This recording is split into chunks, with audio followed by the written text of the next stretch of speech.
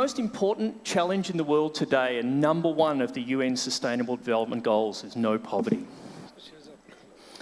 Most poor live in remote, rural communities around farming and fishing. Many organisations are investing trillions of dollars around the world to address this problem, but they struggle to connect with those communities effectively. And that's what Agunity does. We connect the last mile. You can't solve poverty without addressing financial inclusion, and you can't address financial inclusion at scale without relevant technology. A decade ago, iPhone and other smartphones changed the world for people like us, but they didn't help the poor. Farmers might love Facebook as much as anyone, but it doesn't help them work, earn more money, or feed their children. I'm David, founder of Agunity, and we are transforming the lives of these people with smartphone and blockchain technology that is relevant to them because it is easy to use and it solves real problems like a user interface specifically designed for people with low literacy, connectivity issues in remote regions, recording transactions securely on blockchain, and ease and cost-effective deployment and support. We fit in the market gap for super apps, and Agunity is like the App Store in that we encourage others to port their applications onto our platform and build their own communities around it. So a lot of the competitors in this space are actually potential customers for us. Agunity, the more people that use Agunity, the more compelling it becomes for others. So we see the farmers use it, then we see the shopkeeper, the Jeep driver, the doctor, and so forth. And the more apps we add, the more compelling and sticky it becomes. And we can encourage other organisations to build applications on it. And for this, we have a realistic plan to impact the lives of 1 million people. Learning how to do this wasn't easy.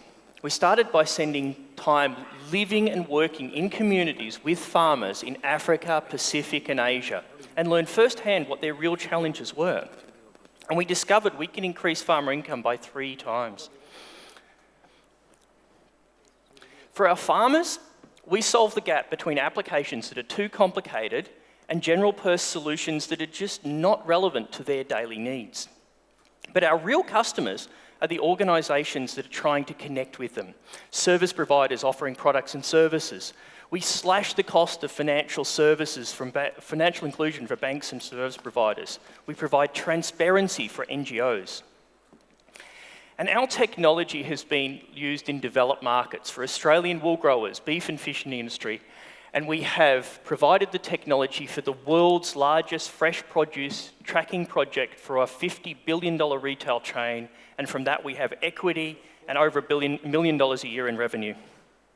We have a brilliant and diverse team with technology, development experience, farming, and operations.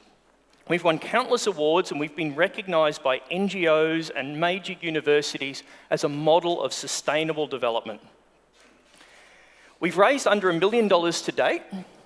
We have over $1 million a year in revenue this year. We have $1.5 million of assets on our balance sheet, and we're currently raising $5 million to scale up, but most importantly, to help improve the lives for millions of people. Thank you.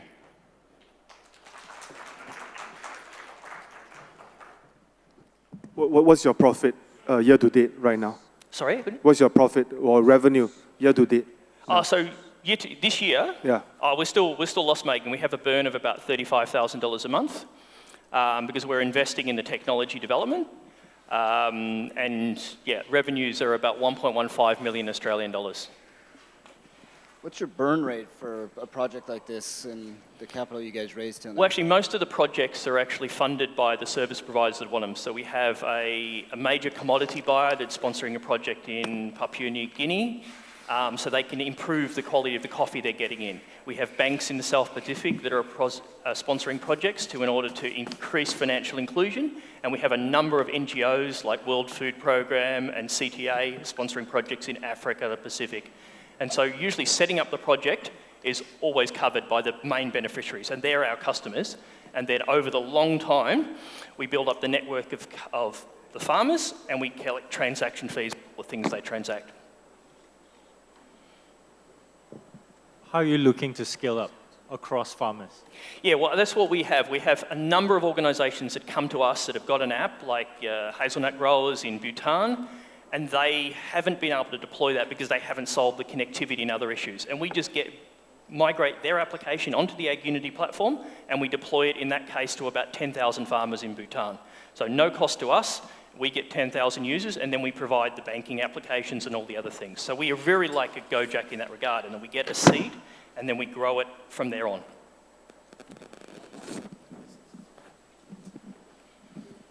Okay. And where is the blockchain element to it? We use the blockchain in the most simple way. Yep. It's just a transaction log to improve trust. So if I hand you my cocoa beans, there's a secure transaction to make sure that we know that happens and everyone gets paid. So it's really just a transaction log. We're not using smart contracts or any advanced features. Thank you very much. Thank you. Agunity.